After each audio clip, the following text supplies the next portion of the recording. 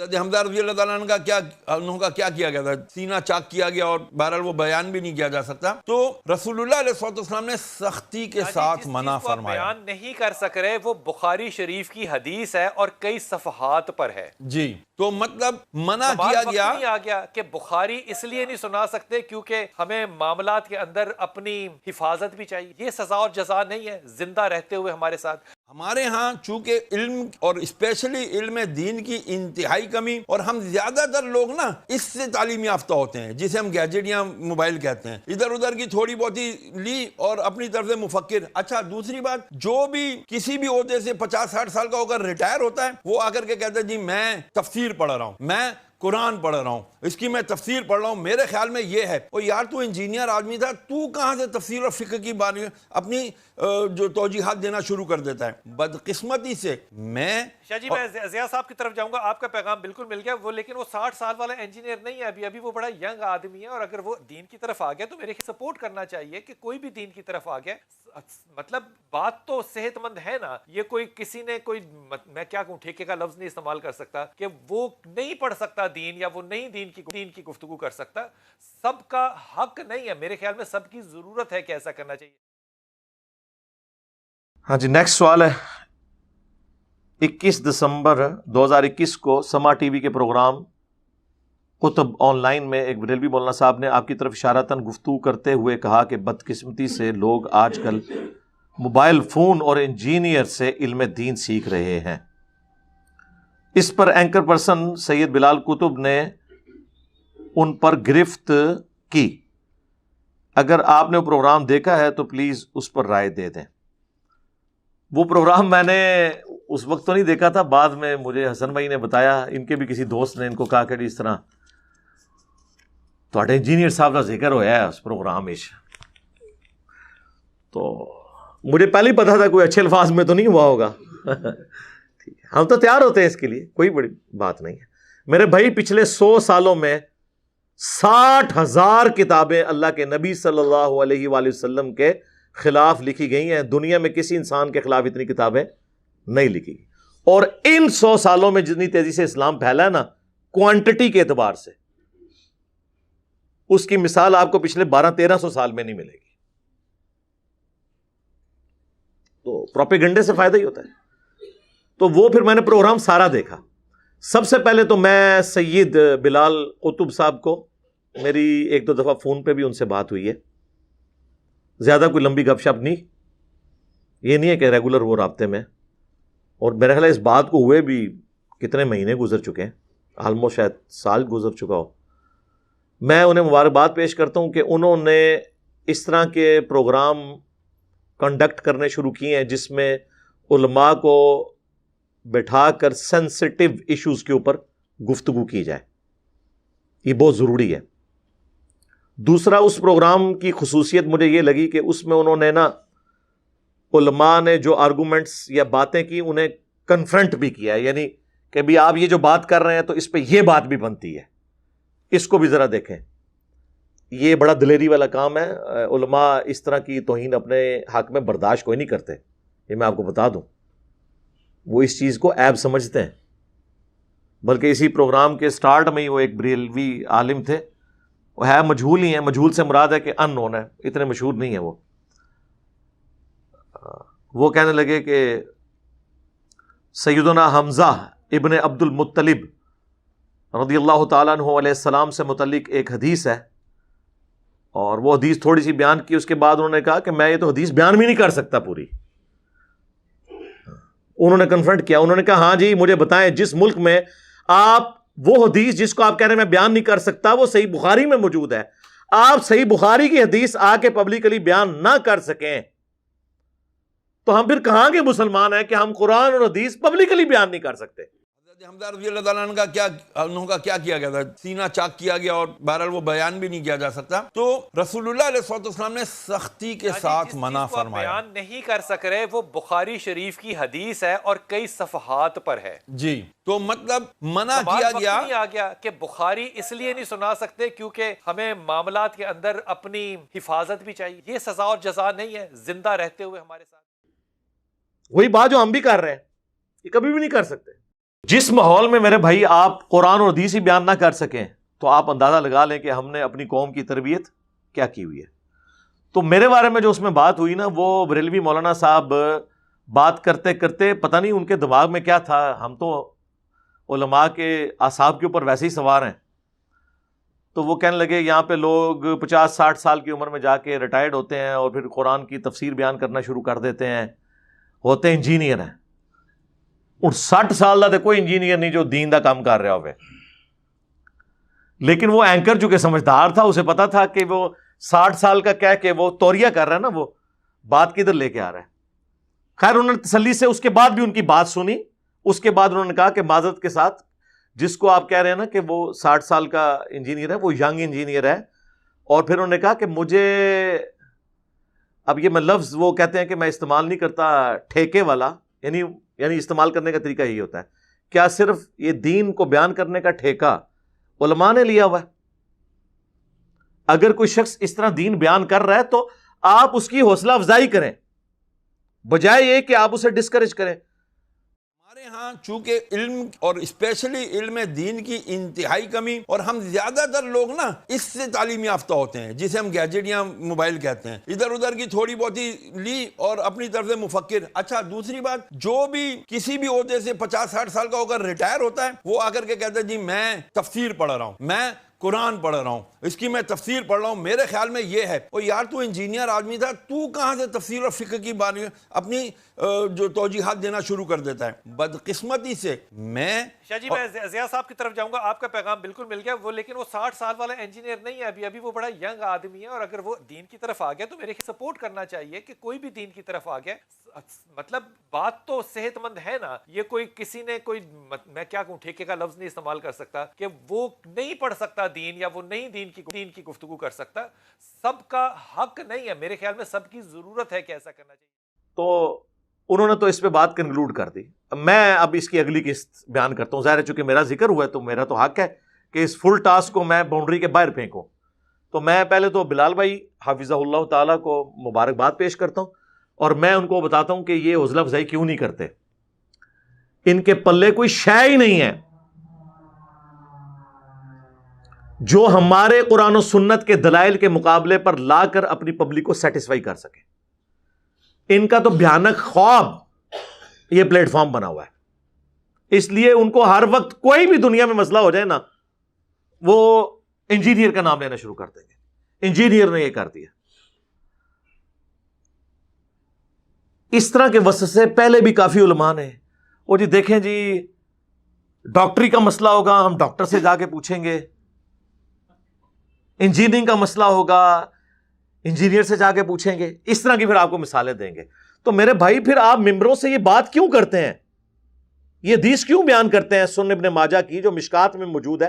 اگرچہ اس کی سند میں کلام ہے لیکن اس کا متن قرآن و سنت کے عین مطابق ہے. اسے تلقی بالقبول حاصل ہے کہ علم دین حاصل کرنا ہر مسلمان مرد و عورت پر فرض ہے. تو اس کا کیا مطلب ہے کہ ہر مسلمان مرد و عورت نے علماء والی ڈگری لینی ہے مدرسے سے، یا اتنا بیسک علم حاصل کرنا ہے جتنا اس کی 24 گھنٹے کی زندگی گزارنے کی ضرورت ہے؟ ورنہ تو ساروں کو بھی ڈگری ہولڈر ہونا چاہیے. اور ڈگریاں تو میں تھوڑا جڑا نا اینڈ تک کھولاں گا کہ ڈگریاں دی اوقات کے ہے. ویسے تو ساڈی ویڈیوز کھل چکی ہے اوقات. تو کہیں گے نہیں ہر بندے کو علم دین حاصل کرنا چاہیے. پھر جامعہ ترمذی کی ایک حدیث ہے، اس کی سند میں کلام ہے لیکن اس کو سپورٹیو ابن عباس کا قول ہے کہ حکمت مؤمن کی گم شدہ میراث ہے، جہاں سے بھی ملے اسے حاصل کر لو. ہے کہ نہیں؟ نبی صلی اللہ علیہ وآلہ وسلم کو قرآن میں کون سی دعا سکھائی گئی ہے؟ اے اللہ میرے عشق و سرور میں، میرے وجدان میں اضافہ کر دے، یا قل رب زدنی علما، اے میرے رب میرے علم میں اضافہ کر دے. ہے نا؟ قل هل يستوي الذين يعلمون والذين لا يعلمون انما يتذكر اولو الالباب. اے نبی تم فرماؤ بھلا علم والے یا بغیر علم والے برابر ہو سکتے ہیں؟ نصیحت تو نہیں حاصل کرتے مگر عقل والے. عشق دے چلے نہیں سر، نہ عقل والے. ਇਸ਼ਕ ਦੇ ਝੱਲੇ ਜਿਹੜੇ ਨੇ ਇੱਥੇ ਮੇਰੇ ਹੱਥੋਂ ਮਾਰੇ ਗਏ, ਅੱਗੋਂ ਫਰਿਸ਼ਤਿਆਂ ਦੇ ਹੱਥੋਂ ਮਾਰੇ ਗਏ। ਅਕਲ ਵਾਲੇ। इन्नमा यख्शल्लाह मिन इबादिहिल उलमा, अल्लाह की खशियत और मार्फत तो सिर्फ अहले इल्म को है। और इल्म से मुराद सिर्फ हनफी बरेलवी डिग्री, हाँ नहीं नहीं नहीं नहीं नहीं, सिर्फ हनफी देवबंदी डिग्री नहीं नहीं नहीं नहीं, सिर्फ अहले हदीस की डिग्री नहीं नहीं नहीं, ये तो सारे 8-8 साल के कुम यूनिवर्सिटी ईरान की 17 साल की शिया की डिग्री ऐ तो डिग्रियां दी औकात है।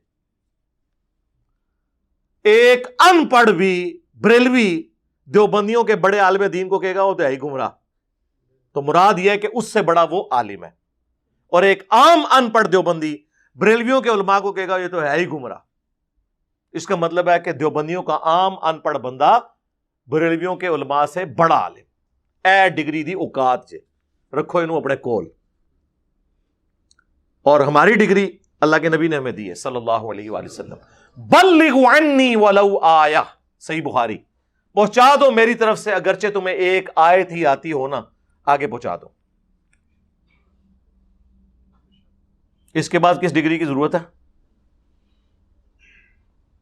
जिसे वुजू का तरीका आता है वो दूसरों को सिखाए। नहीं जी, उलमा से पूछना चाहिए। और सरकार ये आप क्यों रोंद मार रहे हैं? हम कब कहते हैं कि उलमा से ना पूछे? हम ही तो हैं जो कहते हैं पूछो मौलवियों नु कितने लिखे। हाँ, वो कहते नहीं अगला जुमला ना बोलो, बस ए पूछो के है। फसअलू अहल ज़िक्री इन कुंतुम ला तालमून, सवाल करो अगर तुम्हें इल्म नहीं है तो उन लोगों से जो उस फील्ड के एक्सपर्ट हैं। बिल्कुल भाई, निकाह तलाक का मसला होगा तो मौलवियों से पूछेंगे, लेकिन अगर कुरान हकीम में बायोलॉजी से मुतालिक, जियोलॉजी से मुतालिक, एस्ट्रोनॉमी से मुतालिक, फिजिक्स से मुतालिक 1000 के करीब साइंटिफिक फैक्ट्स के ऊपर, फिजिकल फिनोमेना ऑफ नेचर के ऊपर, कानून कुदरत के ऊपर आयात होंगी, तो सर उलमा को तो साइंस नहीं आती है, वो तो फिर हम गोरों से जाके पूछेंगे ना। तो आज तक किसी इंजीनियर डॉक्टर ने कहा कि उलमा से जाके कुरान की 1000 आयात के बारे में ना पूछो, ये तो जाहिल है। वो कहते हैं नहीं पूछो, हो सकता है उन्हें पता हो और बता भी दें तुम्हें, लेकिन खुद से नहीं बता रहे होंगे। जाहिर है कि वो तो किसी साइंटिस्ट के इल्म से, तो फिर सर ये साइंटिस्ट का ही हौसला है ना, ठीक है ना, कि वो कहते हैं आप हमारा इल्म जो आपने हमसे हासिल किया है, हमसे डिग्री लिए बगैर आगे बयान करें। सर मैंने मैकेनिकल इंजीनियरिंग की हुई है, अगर कोई इंजीनियरिंग के ऊपर बात करता है और सही बात करता है, मैं कभी उसे डिग्री नहीं मानूंगा। ये हमारा हौसला है। मौलवी से पूछ लें कि अगर तू अपने घर का एयर कंडीशन लगवा रहा हो और एसी का जो इनर यूनिट है ये थोड़ा सा टेढ़ा लग जाए और देखने में नजर भी आ रहा हो, तो तुम कारीगर को ये नहीं कहते हो कि यार इसे जरा सीधा करके लगाओ, और आगे से अगर वो कारीगर कहे कि तेरे पास वो डिग्री नहीं है, फील्ड तो मेरी है। हाँ, तो आटी कहना चाहिए ना। पंक्चर लगवाने जाते हैं मोटर बाइक का, आपने तो कभी पंक्चर नहीं लगाया, लेकिन आप उसे कहते हैं यार जरा देख ली कोई और ट्यूब पंक्चर ना होवे, वो डालने लगे तो आप कहते हैं टायर भी हाथ मार के चेक करी को कील ना लगा हुआ हो। आगे से वो कहे कि मेरा काम है या आपका काम है, जा तू स्पारे पढ़ाते रह जड़ा काम है, कहता कोई। इसका मतलब है कि वो पंक्चर लगाने वाला, वो एयर कंडीशन फिट करने वाला, वो मोची जो जूतियां गांठ रहा है और आपके मशवरों को अकोमोडेट कर रहा है, वो इन मौलवियों से बेहतर है। कम से कम कुत्ते की तरह पढ़ता तो नहीं ना, आगे से अकोमोडेट करता है ना।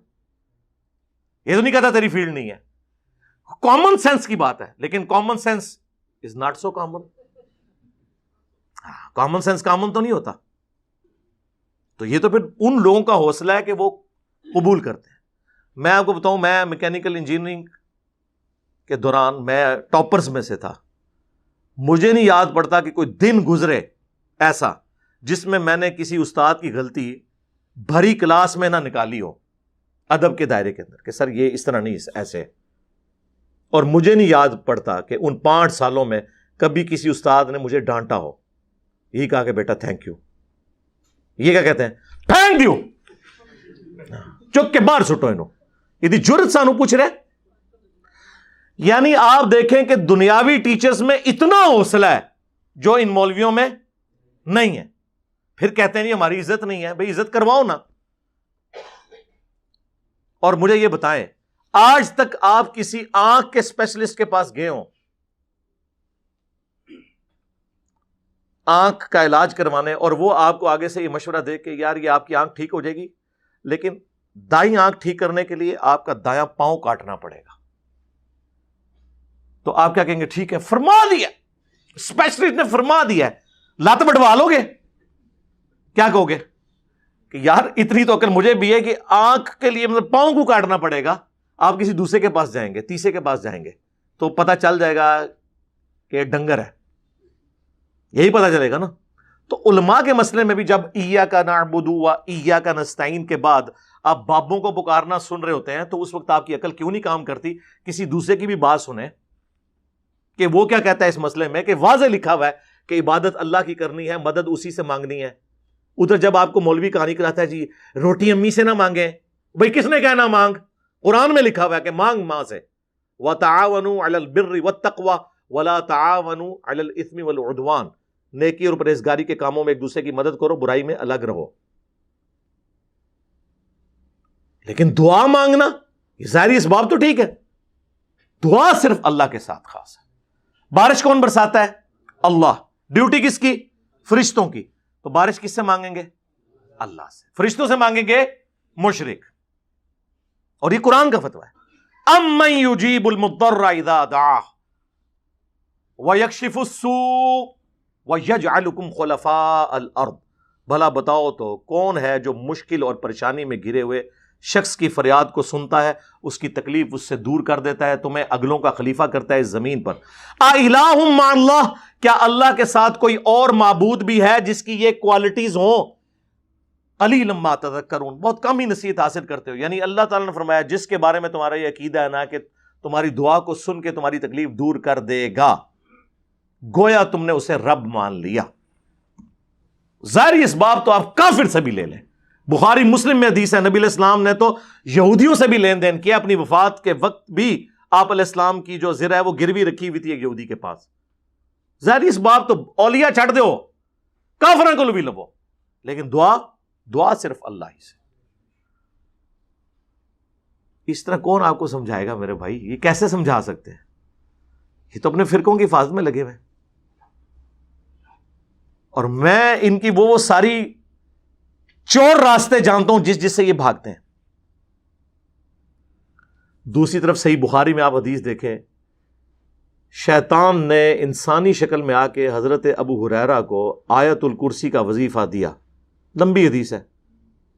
نبی علیہ السلام نے بعد میں بتایا کہ یہ 3 دنوں سے جو مہمان آ رہا تھا نا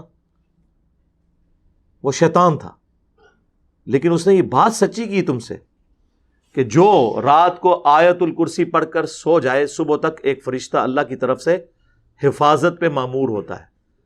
جھوٹا تھا, بات سچی کی. تو ہمارے پیغمبر صلی اللہ علیہ وآلہ وسلم کی یہ تعلیمات ہیں کہ شیطان بھی اگر بات سچی کرے تو اس کی تصدیق کرو, سوائے انجینئر صاحب کے. یہ بریکٹ میں. تو بات کہاں سے شروع ہوئی تھی؟ ان کی ڈگریوں کی آپ حالت دیکھ لیں, جو جس قسم کا یہ علم بیان کر رہے ہیں اور جس قسم کی یہ باتیں آ کے کرتے ہیں. علمی دلائل میں بات کرو. اگر کوئی پرائمری اسکول کا بچہ آ کے آپ کو یہ کہے کہ مولانا سورۃ البقرہ کی آیت نمبر 279 میں لکھا ہوا ہے کہ سود کھانے والے سے اللہ اور اس کے رسول کی جنگ ہے, عز وجل و صلی اللہ علیہ وسلم, آگے سے مولانا یہ جواب دے گا بیٹا آپ پاس ڈگری ہے, تو چونکہ آپ کے پاس ڈگری نہیں ہے لہٰذا میں نے قرآن کی آیت بھی نہیں ماننی. اگر یہ بات کوئی مولانا کرے تو اس کا کیا مطلب ہے؟ وہ کافر ہو گیا. قرآن کی آیت نہ مان کے اسے چاہیے کہ وہ 279 پڑھ لے, اگر لکھا ہے تو مان لے. بٹ کی سپیلنگ BAT بٹ ہے, BUT بٹ ہے, اور BUT بٹ اور PUT پٹ نہیں ہوتا. PUT پٹ کیوں ہوتا ہے؟ یہ آکسفورڈ کی ڈکشنری بتاتی ہے یا کوئی انگلش کا مولانا بتاتا ہے؟ اور آج تک کوئی انگلش کا مولانا نہیں جو اختلاف کر جائے اس بات کے ساتھ. اس کی جرت نہیں ہے کہ اپنی کتابوں کے ساتھ غداری کرے. لیکن قرآن و سنت کے ساتھ غداری کون کرتا ہے؟ ہمارے علماء. ممبر پہ چڑھ کے جو مولوی آپ کو یہ کہے کہ قرآن و حدیث ڈائریکٹ نہ پڑھنا گمراہ ہو جاؤ گے. اتنی غداری کبھی کسی ریلیجن کے ماننے والوں نے اپنے دین کے ساتھ کی ہے؟ اگر آپ کے علم میں ہے تو مجھے بتا دیں. یہی لوگ غداری کرتے ہیں. فلانا ڈگری لے کے آئے گا. اور ڈگریوں کی کیا اوقات ہے؟ تم ایک دوسرے کی ڈگریوں کو نہیں مانتے ہو, ایک دوسرے کا ایمان نہیں مانتے ہو, اسلام نہیں مانتے ہو. عرض کر دیں پھر 1905 میں احمد بریلوی صاحب نے حسام الحرمین لکھی, اس کا نام رکھا حرمین کی تلوار, اور اس میں انہوں نے 5 علماء کو, جن میں سے ایک غلام احمد قادیانی دجال تھا, اور 4 علماء دیوبند کو کافر ڈکلیئر کیا, اور اینڈ پہ لکھا ان کے کفر میں شک کرنے والا بھی کافر ہے. یعنی سارے دیوبندیوں کو انہوں نے کافر ڈکلیئر کیا. اس کے جواب میں 1906 میں المحند علی المفند لکھتے ہیں, وہ بھی اپنا روح راضی کر دینے, ہند کی تلوار ایک سٹھیائے ہوئے پاگل بابے احمد بریلوی پر. یہ کتاب کا نام ہے. اشعری تھانوی کے سائن ہے اس کتاب پہ. اور ہمارے تقی عثمانی صاحب کہتے ہیں جی اللہ نے ہمارے کافرین کو ایسا بنایا تھا, سر ایسا بنایا تھا کہ وہ مفند کہتے تھے اپنے مخالفین کو. اللہ نے ہمارے کافرین کو ایسا بنایا تھا. ہمارے حضرت حکیم الامت مولانا تھانوی رحمۃ اللہ علیہ کے سامنے ایک شخص نے کہا کہ جی احمد رضا بریلوی نے تو یہ بات لکھی ہے, اس طرح کہہ دیا. آپ جانتے ہیں کہ مولانا احمد رضا خان بریلوی جو ہیں انہوں نے ہمارے اکابر کے خلاف کفر کے فتوے دیے, تو حضرت نے ڈانٹا ہوں کہ تم ایسے نام کیوں لے رہے ہو احمد بغیر کسی تعظیمی لقب. مولوی کہتے, مولانا کہتے, مولانا احمد رضا خان بریلوی کہتے, تم نے صرف احمد رضا خان بریلوی کیوں کہا؟ یعنی گویا اس کو بھی ان کی توہین سمجھا اور ٹوکا کہ ٹھیک ہے تمہارے خلاف دوسرے مسلک کے آدمی ہیں, ہمارے اوپر فتوے بھی لگائے, لیکن ہم اپنی زبان کو گندا نہیں کریں گے, ہم اپنی زبان سے ان کی توہین نہیں کریں گے. تو اللہ تبارک و تعالیٰ نے ہمارے اکابر کو ایسا بنایا کہ اپنی زبان کو ہمیشہ دائرے میں رکھیں. منو پتہ ہے کس طرح بنایا سی اللہ نے صحیح بنایا سی, بعد شیطان نے انہوں نے ورگلاتا سی. پیدائشی تو ہوتے ٹھیک سن. اور اشرف تھانوی صاحب کے سائن ہیں, اور تقی عثمانی صاحب کے ابا جی کے بھی سائن ہیں, ان کے بھی سائن ہیں.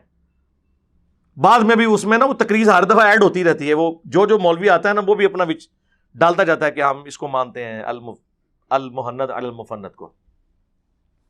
وہ بہت کم مفتی ہیں جو کہتے ہیں کہ ہم ڈگری کر کے فارغ بھی ہو گئے تھے, ہمیں نہیں پتا تھا اس میں کیا لکھا ہوا ہے. میں نے تو اپنی زندگی میں اب تک, حالانکہ میں تو درس نظامی میں نے پڑھا ہے, میں نے المحند المفند کا ہمیں تو پتہ بھی نہیں تھا اس میں کیا لکھا ہوا ہے. یہ قصے پرانے ہو چکے تھے, یہ بحثیں ختم ہو چکی تھی, نئے سرے سے ایک پرانے قصے اٹھا کے امت میں آگ لگا. تو ظاہر ہے آپ کو ڈگری تو میں نے کروانی تھی نہ آ کے, کہ آپ کو نہیں پتا تھا اس میں کیا لکھا ہوا ہے. وہ بہت کم لوگ ہیں, باقی ان کو پتا ہے. تو اس میں انہوں نے لکھا کہ احمد بریلوی اور ان کی جماعت ایک شیطانی لشکر ہے جو ہم پر حملہ آور ہوا ہے, جس طرح شیاطین حملہ آور ہوتے تھے انبیاء پر. علماء دیوبند رضی اللہ عنہم کہا, ان پر یہ بریلوی ہوئے ہیں حملہ آور. اس میں انہوں نے محمد بن الوہاب صاحب کو خوارج کی ایک جماعت کہا, اہل حدیث کو خوارج کی ایک جماعت, یعنی دین سے خارج. اور فتاوی شامی کوٹ کیا, رد المختار در مختار پر حاشیہ, ان کا جی ہمارے بزرگوں نے پہلے ہی فرما دیا ہے. اور وہ بزرگ وہ ہے جو سانجا ہے بریلوی اور دیوبندیوں کا, کیونکہ یہ سیم حوالہ جال حق میں مفتی احمد یار خان صاحب نعیمی صاحب نے بھی لکھا کہ یہ شیطان کا سینگ ہے محمد بن الوہاب اور اس کی جماعت. یعنی بریلوی دیوبندیوں کا اس پہ ان کا, یعنی ان دونوں کا اجماع امت ہے, ان کی امتوں کا اجماع, یعنی امت محمدیہ کا نہیں, ان دونوں کا, کہ یہ خوارج کی ایک جماعت ہے. ایک دوسرے کے بارے میں یہ کہتے ہیں, اور ایک دوسرے کو مسلمان ہی نہیں سمجھتے. کہتے نہیں ہم سمجھتے ہیں. میں نے ان کو چیلنج دیا ہے کہ آپ اس طرح سٹیٹمنٹ لکھ کے دو کہ ہمارے سوا جتنے فرقے ہیں نا, ہم اگرچہ انہیں گمراہ مانتے ہیں, لیکن انہی عقیدوں پہ اگر یہ مر گئے تو قیامت والے دن اپنا عذاب بھگت کے جنت میں چلے جائیں گے. کوئی بریلوی یہ لکھ کے نہیں دے گا. ہاں وہ یہ لکھے گا اگر کوئی وہابی گستاخ رسول نہ ہوا تو, اہل حدیث لکھ کے دے گا اگر کسی نے شرک نہ کیا ہوا تو. دیوبندیوں کو بھی مسلمان سمجھتے ہیں, بریلویوں کو بھی سمجھتے ہیں. جا دفع ہو جا, آج کے بعد اب دین کی بات نہ کر. جا تیرے اس چیلنج کا بھی جواب دیتا ہوں، کوئی بریلوی ہو، کوئی دیوبندی ہو، کوئی اہل حدیث ہو، اگر انہوں نے اللہ کی ذات کے ساتھ شرک نہ کیا ہوگا، اپنے گناہوں کو بھگت کے جنت میں چلا جائے گا۔ یہ کیا مطلب ہے؟ تو دا مطلب ہے کہ اے وچ شرک کر رہے نے، انہوں نے تو دا مطلب ہے کہ یہ گستاخ رسول نے۔ یہ ان لوگوں کا حال ہے، یہ ان کی ڈگریوں کا حال ہے۔ پھر کوئی بات کرے گا اور جی قرآن میں آیا جی گدھے پہ کتابیں لاد دو، تو کوئی وہ پڑھ تو صحیح، گدھے تیرے بارے میں لکھا ہوا ہے جی۔ سورہ الجمعہ میں اللہ نے یہود کی مثال دی ہے کہ ان کی مثال ان گدھوں کی مانند ہے کہ جس گدھے پر کتابیں لاد دی جائیں تو جس طرح گدھا کتاب کو اپنی پیٹھ سے اتار کر پڑھ کر اس پر عمل نہیں کر سکتا، یعنی علماء یہود کہ ان کی کتابوں میں لکھا ہوا تھا کہ پیغمبر آخر الزمان صلی اللہ علیہ وآلہ وسلم نے آنا ہے، اس کے باوجود انہوں نے اپنی اس کتاب سے استفادہ کر کے اس پیغمبر کو نہیں مانا، لہٰذا یہ ان گدھوں کی مانند ہیں۔ جس طرح گدھے کے اوپر کتاب لاد دینا تو اس سے فائدہ نہیں لے سکتا، تو سر یہ تو مولویوں کے بارے میں ہے، یہ ان گدھوں کی مانند ہیں، یہ ان کے شوکیسوں میں کتابیں پڑھی ہوئی ہیں، جو کتاب پڑھتا ہے اسے کہتے ہیں کتاب تو پڑھنی نہیں ہے۔ تو یہ کس کی مثال ہے؟ ان کی ہے۔ ہم تو کہہ رہے ہیں بار بار کہ نہ میں وابی نہ میں بابی، میں ہوں مسلم علمی کتابی۔ مرنے سے پہلے اے مسلمان کر لے اس پہ غور، کتابوں کا خدا اور ہے، بابوں کا خدا اور۔ تو یہ کتابیں میں نے تو نہیں لکھی ہے، یہ بخاری میں نے لکھی ہے، مسلم میں نے لکھی ہے، قرآن کو آپ نہیں مانتے کیا؟ ہو جی قرآن میں لکھا ہوا ہے کہ قرآن پڑھ کے لوگ گمراہ ہو جائیں گے، استغفر اللہ۔ جس کا یہ عقیدہ ہے نا کہ قرآن کتاب گمراہی ہے وہ پکا کافر ہے۔ یعنی آپ ایک کافر کو کہیں گے یہ وہ کتاب ہے اس کو پڑھ کے 50-50 چانس ہے یا تو گمراہ ہو جائے گا یا ہدایت پہ آ جائے گا، وہ کہے گا بھائی سائڈ تے رکھ، قرآن تو نہیں کہہ رہا، قرآن کہہ رہا ہے ھدی للناس وبینات من الہدی والفرقان۔ یہ پوری انسانیت کے لیے ہدایت ہے، صرف مسلمانوں کے لیے نہیں۔ اس میں ہدایت کے روشن دلائل ہیں اور یہ حق اور باطل میں تمیز کرنے والی کتاب ہے، اور سیم الفاظ نبی الاسلام کے لیے آئے ہیں صحیح بخاری میں، محمد فرق بین الناس، محمد لوگوں میں حق اور باطل میں فرق ہے۔ امام حنیفہ فرق نہیں ہے میرے بھائی، شیخ عبد القادر جیلانی فرق نہیں ہے میرے بھائی، فرق وہ ہے جس کی قبر مدینے میں صلی اللہ علیہ وآلہ وسلم۔ جی قرآن میں آیا جی سورۃ البقرہ میں یضل بہ کثیرا ویہدی بہ کثیرا، او بھائی پوری آیت پڑھ تیرے بارے چ ہے۔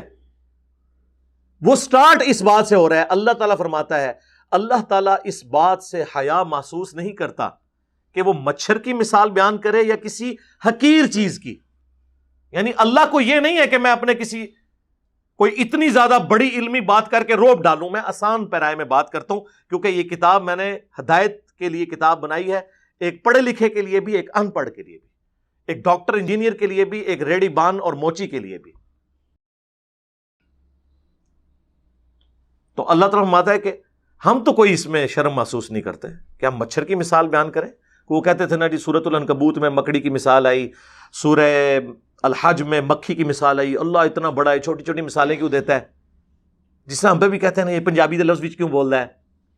ہاں بھائی میرا مقصد بات سمجھانا ہے، چاہے میں پھکی بول کے سمجھاؤں، اینٹی وینم بول کے سمجھاؤں، الزامی جواب بول کے سمجھاؤں، یہ میرا رائٹ ہے۔ ولگر لفظ کوئی نہیں ہوگا، یہ ذہن میں رکھیں۔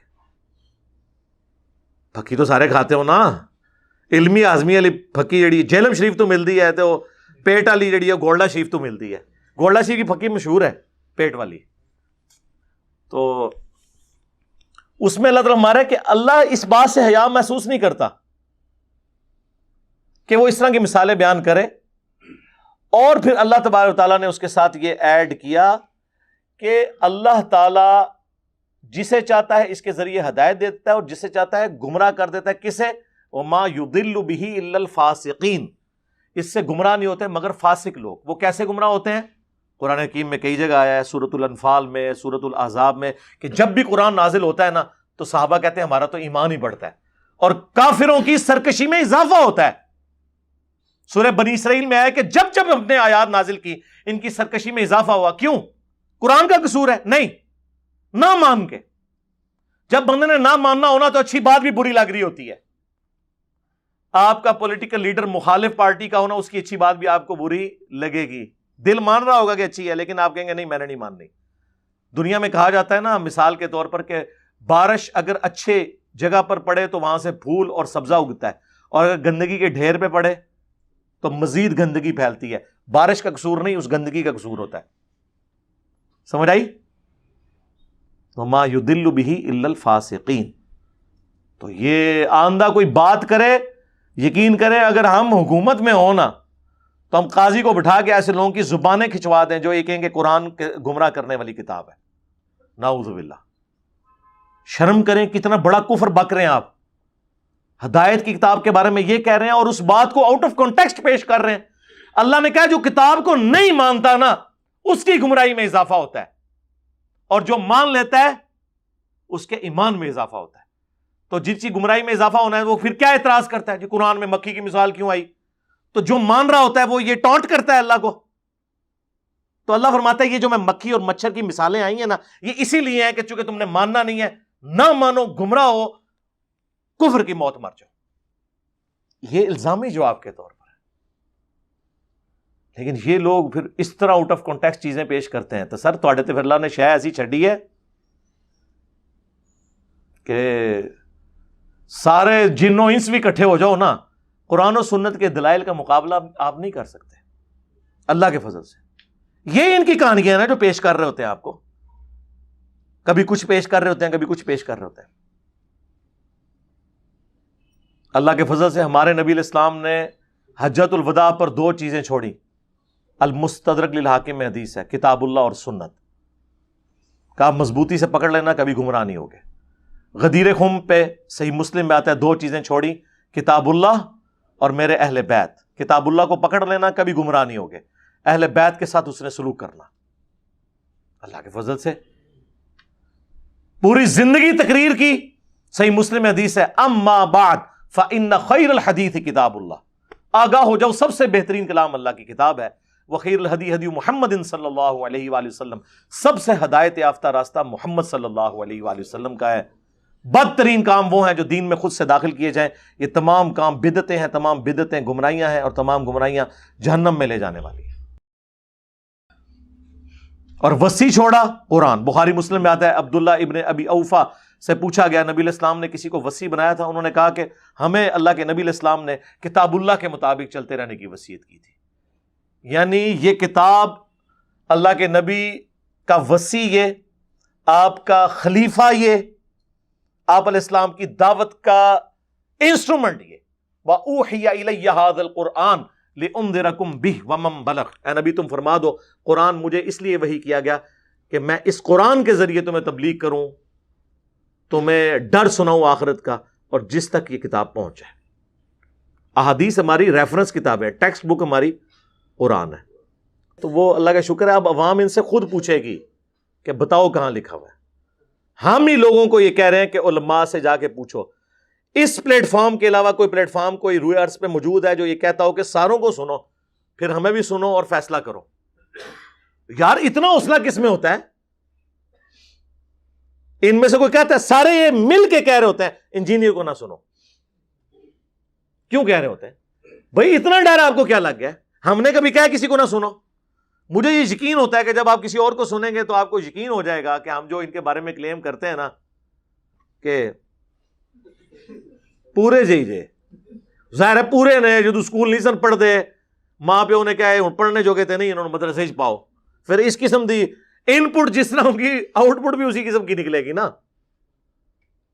لوگ کہتے ہیں جی وہ مدارس کی آؤٹ پٹ مولانا مودودی اور ڈاکٹر ذاکر نائک اور ڈاکٹر اسرار اور احمد دیداد، یہ لوگ کیوں نہیں ہوتے؟ وہ سارے ادھر جو آگے ہوئے ہیں، ادھر تو وہ جائیں گے جو آپ نے جس قسم کے لوگ ڈالے ہیں، تو پھر آؤٹ پٹ اس قسم کی نکلے گی۔